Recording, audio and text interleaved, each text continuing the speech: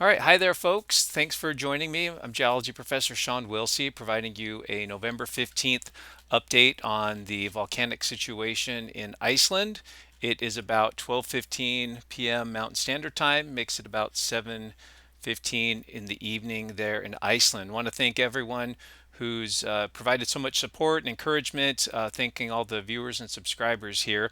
Um, in thinking about some of the things from my update yesterday, I've decided I won't post any or repost any of the November 2020, or excuse me, August 2022 eruptions videos that I took. I think it would create a little bit of confusion. What I'll do instead is, and these were ideas that some of the viewers had, so thank you. I'll provide a link to that in this video description. So if you want to see what the eruption looks like, at least my take on it, right there up close and personal from this eruption site here. I'll post that on the video description so you can look at it there. Also, I've decided for at least for now not to do a live stream. I've done these in the past with about 100 to 200 people, and it's gone up fine with me just kind of running it all and monitoring it. But I'm wondering now with so many more viewers and folks here that if it would be a little bit more than I can manage. And some folks had mentioned things like you need multiple people or at least one person kind of monitoring it. And I don't know exactly how to do that, and I don't have experience doing that. So for now, I think the best thing we can do, and again, this was a good idea by a viewer, is if you have questions, maybe put those in the comments to this video. Maybe put them in all caps if you have relevant questions about what's happening in Iceland or anything related geologically, scientifically. And then what I can do in maybe my update tomorrow on Thursday or Friday is start to address some of those questions as well. And that might be a little bit cleaner way to do it. I know it doesn't allow folks to interact with each other directly. But for now, I think that might be the best way to do this. So let's get right to some of the news that's been happening in Iceland. And let's start with some of the information I've been able to get from uh, Amanda Joe, who is a resident of Grindavik. She has been really gracious in kind of keeping me apprised as to what's been going on there. So let's just start with some of the basics, and then we'll get into the science and the data and what the latest is there. So I guess yesterday or so, this is the a road sign between the airport Keflavik and Reykjavik, the main road there. I think it's road 41, and you can see where this turnoff is Florida Grindavik, that they'd put a line through it. And obviously the intent here was that, hey, you can't go there right now. The road is closed so that people don't actually turn off and then run into a barricade. But this actually rubbed some of the residents the wrong way, kind of like you're canceling our town. You're almost saying that it doesn't exist. And so there was a little bit of backlash from the residents who are obviously quite emotional right now and duly sensitive to the situation. And so the good news is that that has been rectified. They actually pulled the tape off, and so now the sign reads like this. And this is from a camera, so it's a little bit blurry, but you can see that the signed for the turnoff to Grindavik has been removed. So that's good news. Other good news is today residents were allowed back into their homes, especially those folks who weren't able to do that in the previous few days. So they were able to go in and spend some time gathering belongings, kind of checking on things. Obviously, if you're evacuated from your home in a situation like this, you're always wondering, what's going on? Has my home been, even though the volcano hasn't erupted, with the earthquakes and some of the cracks opening in the ground in the town, people wondering, if their property has sustained any damage. And so it's probably a little bit of peace of mind, but also a little bit of bittersweet for them to be able to go back into their homes and just check on things. So that's a bit of good news. Other things that Amanda Joe reported to me was that they switched out the Coast Guard ship that's sitting offshore of the harbor there. So they had the Coast Guard ship, the Thor, that was the name of the ship, and that one's moved out for a spell, and they brought in a new ship called, I think it's Freya. Let's see, other things she told me was that there's organizations in Iceland working with the residents of Grindavik to figure out some housing long-term housing solutions. So whether that's letting them occupy summer homes, it just sounds like in general the country is rallying behind these residents in terms of deferring any long-term loan payments, making sure that people that are displaced from their jobs are getting some sort of unemployment compensation. It just sounds like it's going quite well, at least given the situation so far. And then the other thing she mentioned to me was that there'd been some strong winds out of the east today, and that was preventing some of the helicopters and maybe drones even from getting in over the town to get some imagery and some photos of some of the cracks and some of the other data that they wanted to collect. And so they had some strong winds today that might have been preventing that. The other thing that came up in looking at some of the news out of Iceland is the wall that's being built around the power plant in parts of the Blue Lagoon. So here's the main road in and out of Grindavik, the highway, and then you can see these hills here, Thorbjorn, this one over here, Selingafell, and then this is the power plant here, Svartsengi, and then this is the Blue Lagoon. And so the idea, at least the schematic, according to one of the news agencies there, is where this dashed line is here, is that that's where they would try to build this earthen barrier to lava flows. And so I think even though maybe we're seeing possibly data indicating the eruption might not happen in this area as we thought it might a week or so ago, um, better to be safe than sorry. And right now, there's not a whole lot that can be done. This actually probably is somewhat helpful and therapeutic in the sense that it allows Iceland to feel like they're being proactive in mitigating a possible event, and some action is better than no action, I suppose. So the idea is to build up a earthen, piling up rocks and earth materials sort of from the north end of this landform here, this hill, and then swinging around past the Blue Lagoon. I'm not sure why they've left the parking lot out. I don't I don't know why, but they've protected the main parts of the Blue Lagoon and the power plant for sure, and then swung that around and truncated that earthen wall, if you will, up against Thorbjorn, this large steep hill right here. I'm also curious, again, this is just me, but why they haven't considered. You can see that lava flows from these craters over here to the east. Sunnukur craters have erupted lava in the past, and that's flowed down. It's not only flowed to the west, but it's flowed to the south. And there's actually a gap here. You can see a clear older lava flow that comes down through this low saddle along the hill here and pours into this flat area here. Maybe they're doing something else here and it's not shown on this schematic, but if I was advising them, I would definitely make sure we've got some precautionary measures here. Maybe they're building something further up the hill. Not sure there. But then another little photo at the bottom kind of showing what they're doing right now, transporting blocks of basalt and cinders and um, uh, maybe even ash, different sizes of material, so you get a good you reduce the porosity of the material and building that up a little bit. Here's another view. This is sort of a computer rendition view, but kind of showing how that might look from an oblique aerial view. So here we're looking to the east more or less. There's the road coming down that valley. Here's one of the big hills, Thorbjorn, the other one over here. The idea here would be, if the eruption was to occur back here, is that would prevent this area from being inundated. When you build a precautionary structure like this is what we sometimes call, my lights just went out, a fixed mitigation structure to prevent some sort of hazard, in this case lava flows. The question is always how high to build it. So here we're looking at lava flows, but this could be analogous to a seawall in a coastal community that deals with hurricanes or storm surges. And so, or even along a river, you might have levees that have been built up along the river to prevent flooding.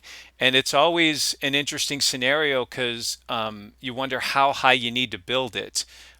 Because if you don't build it high enough and there's an event bigger than the one you're anticipating, then that structure is compromised, and then it's essentially all for naught. And so I'm not sure how high they're building it. I did listen to this English or this RUV English radio program that was, I think, from today, and one of the hosts mentioned something that he'd heard somewhere. He didn't mention the source, that it was going to be like 30 meters high, which is about 100 feet, which is really tall. I mean, that's like a very big barrier, which would take a lot of time, a lot of material to build.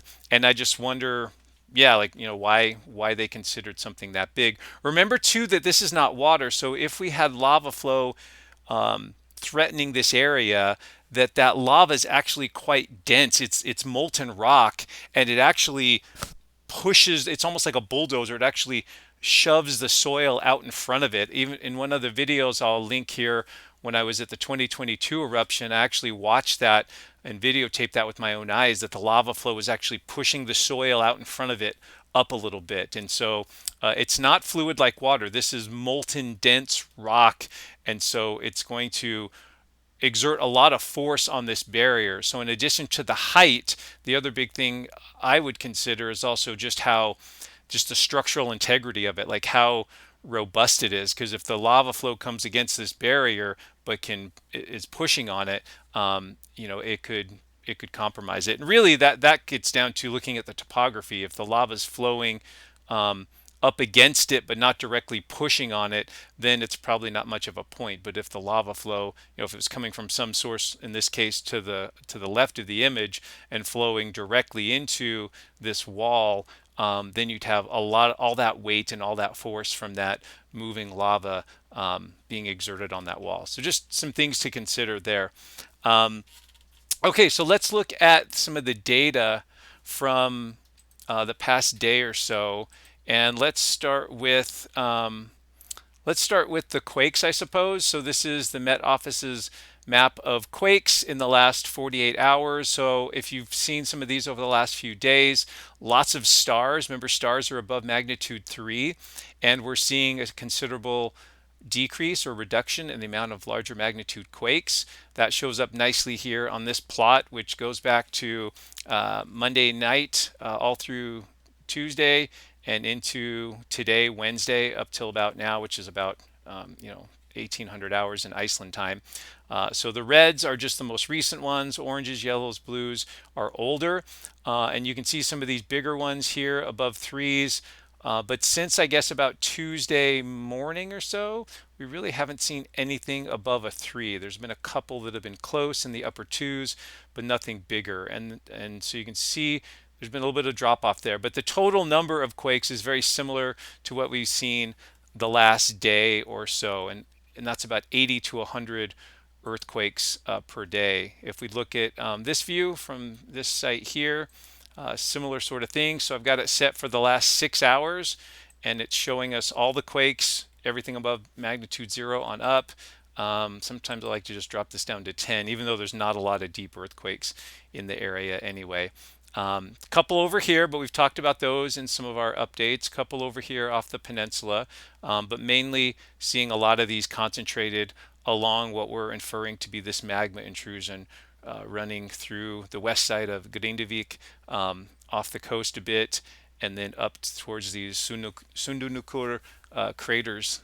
And what I'm also seeing here, and we could talk about this a little bit in a minute, is I think I'd have to go back and look at the data, but I think this is lengthened a little bit. I think we're seeing a few more earthquakes further to the northeast than we did previously, which might be significant, and I'll talk a little bit about that as well. Um, okay, so other things going on in and around the town. So this crack here across, this is like the main intersection uh, in Grindavik, and thanks to Amanda Joe for sending this to me. This is, I guess, one of the more latest photos, but this crack is actually lengthened. The first time I saw this, it barely went across the road, and now we can see it extending quite a ways. This is, I think, towards the northeast here. Um, I think that's correct, into this parking lot and then extending a little bit this way. And so these cracks in the ground are actually getting quite a bit bigger. They're lengthening, and they seem to be also expanding in terms of their width over time. And so if you've watched some of the reports coming out of there, they use the term in a couple of these. They use the term graben, and I wanted to spend a minute here discussing this term, how it's used, at least in American geologic situations, which I think is true in most countries. I think it's really a Icelandic English translation thing. Like they have words for certain features and landforms that when you translate it into English, you just pick the best thing, the closest thing you can come up with, and sometimes that doesn't always jive in terms of the implication of the word itself. And so a graben is actually a German word. It's German for grave. At least that's what I've always been told. If someone speaks German, they can tell me if that's true. And what a graben is geologically is it's a downdropped block of the Earth's crust that's bounded by normal faults. Sometimes it's just one normal fault on one side, and we sometimes call that a half graben. But in the classic sense, you have two faults, and a normal fault, remember, is a fault formed by extension. So if you see these big red arrows here, the crust is being extended, it's being stretched, and because the upper part of the Earth's surface, where the rocks are, where we live and spend our time, rocks near the Earth's surface are brittle. So when a stress is exerted on them, they break. And a good analogy to that might be if you take a Snickers candy bar and you put it in a freezer and then take it out of the freezer after an hour or so and you exert a stress on it, it'll snap and it'll break.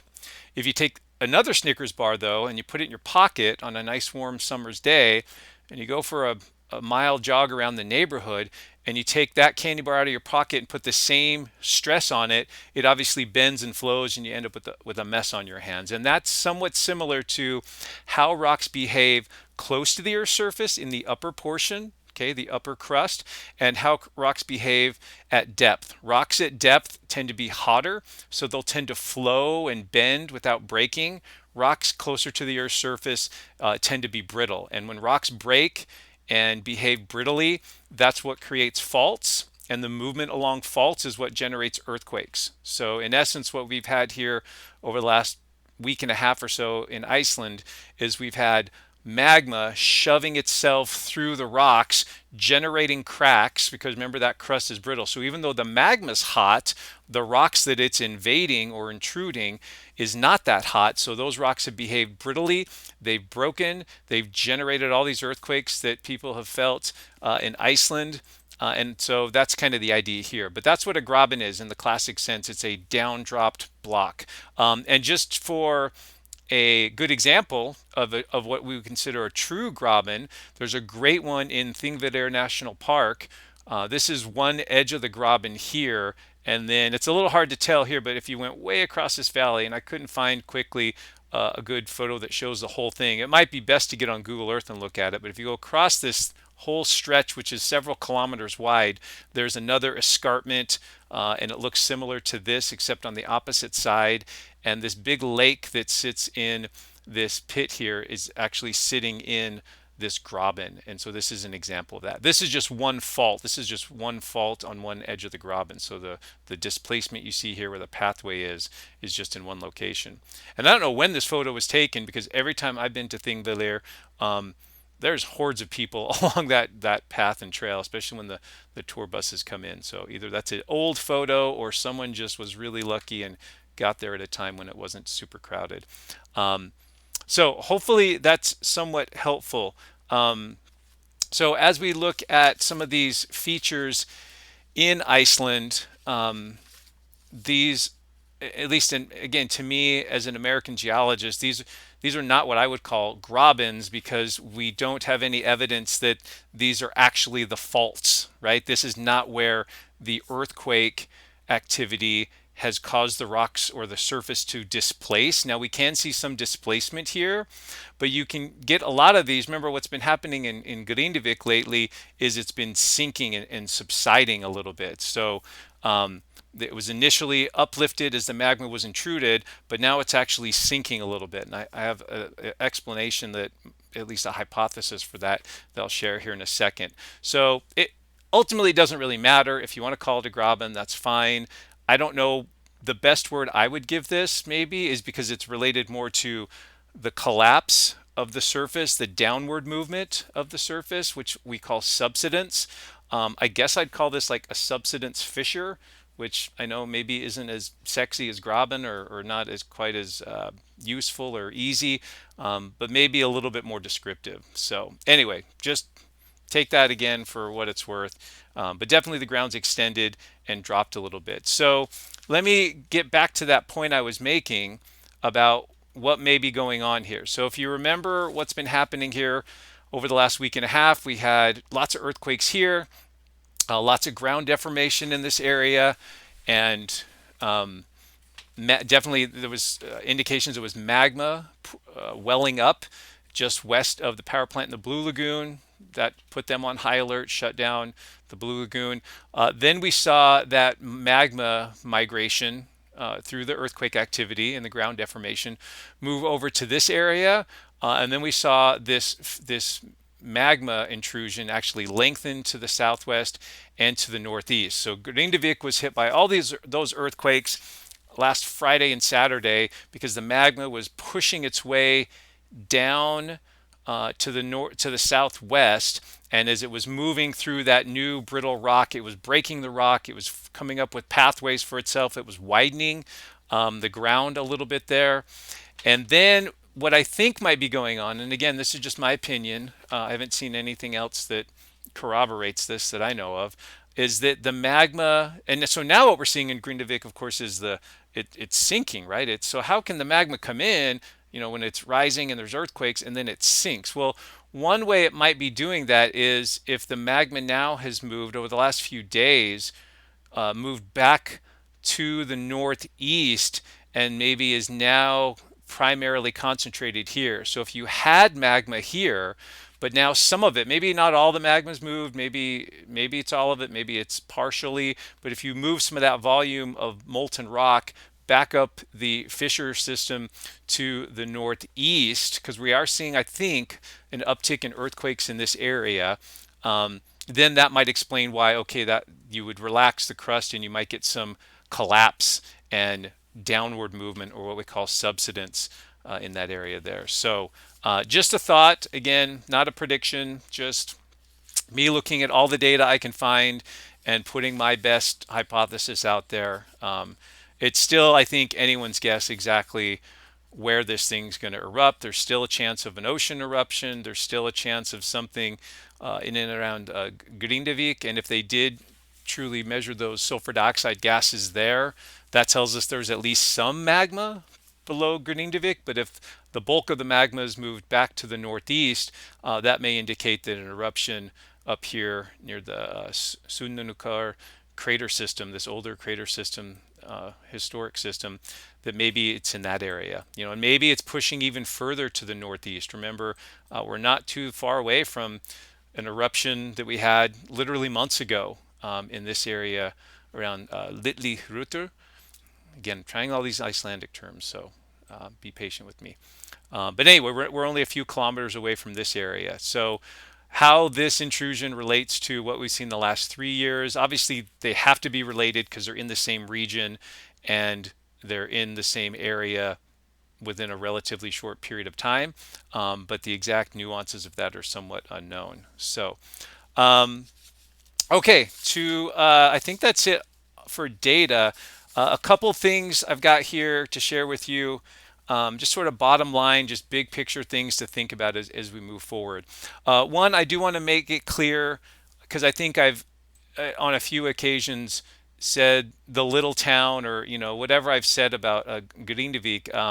Let's put it in perspective a little bit. From where I live in the U.S., with a population of almost 4,000, it is a small town if I compare it to other towns in the U.S. But when we compare it to the actual population of the country, this is like 1% of their population. And to put it in perspective, and I think a viewer did this, and I thank them for providing this perspective, because it really helped me kind of see it a little bit better. So having 1% of your country's population evacuated because of a disaster would be like, in the US, like entirely evacuating Chicago or Los Angeles. I mean, that really kind of drove it home to me. If you look at the US's population, it's like 330 million. So if you took a city with a population of about 3 to 4 million and completely evacuated them, that would be a comparable kind of impact. And so hopefully that that resonates the way I want it to. So this is um, a big deal, especially to Iceland, to have this many people displaced from their homes when you look at the numbers and the population. So hopefully that makes sense. The other thing I want to consider is that even without an eruption, this event already that's transpired over the last week and a half, this is a disaster. This is a natural disaster that's already taken place here in Iceland. Um, we have people that have been evacuated. We have damage to property.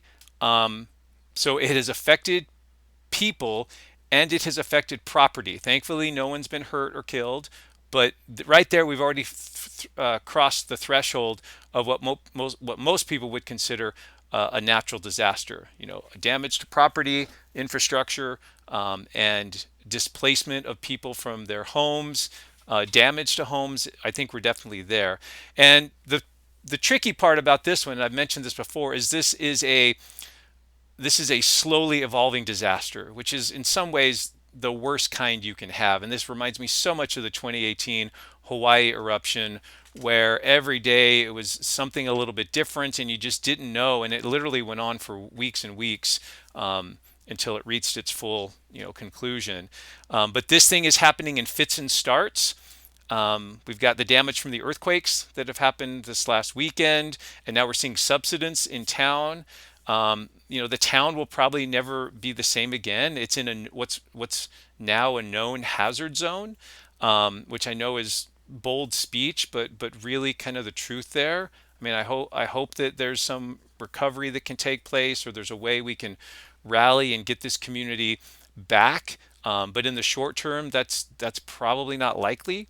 And I think the most frustrating thing is that there's not a lot of action that you can do right now. So I think it's the human nature to we want to we want to we want to fight back. We want to do something that helps us process and feel better about the whole thing.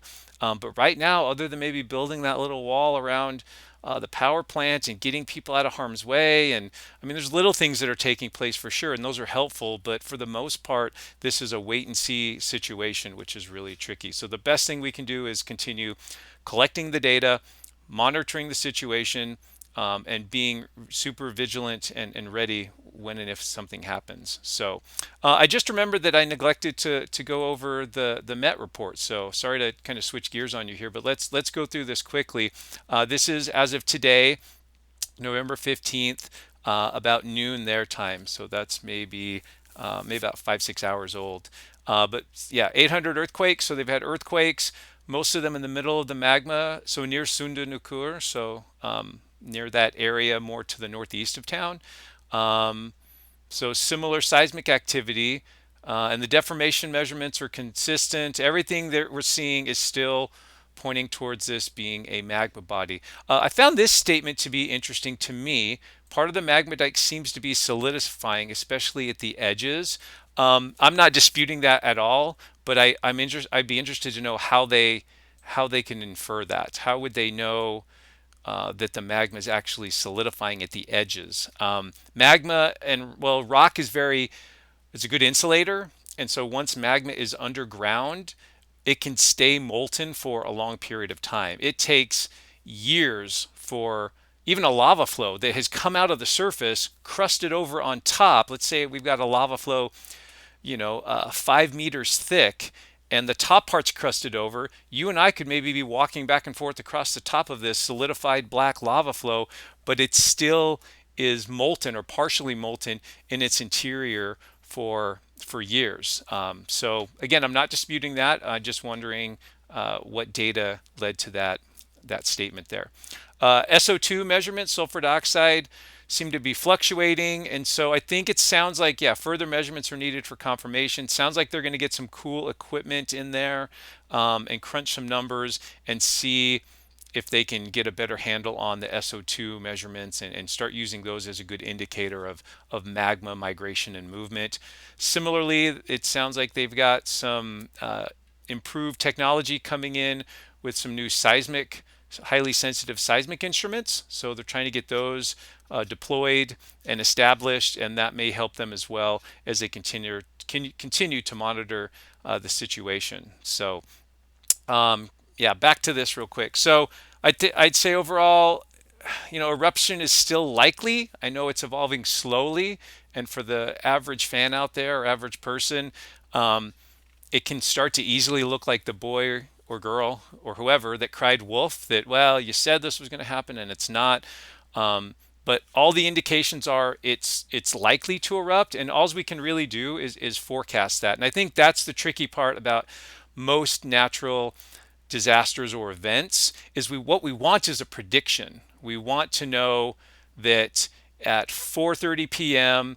there will be a magnitude 6.2 earthquake at this location, so then we can plan for it, right? So we want to know when and where and how big, and maybe even the effects of that event. And we do have that to some degree with other things like maybe a hurricane. We know when it will impact a coastline.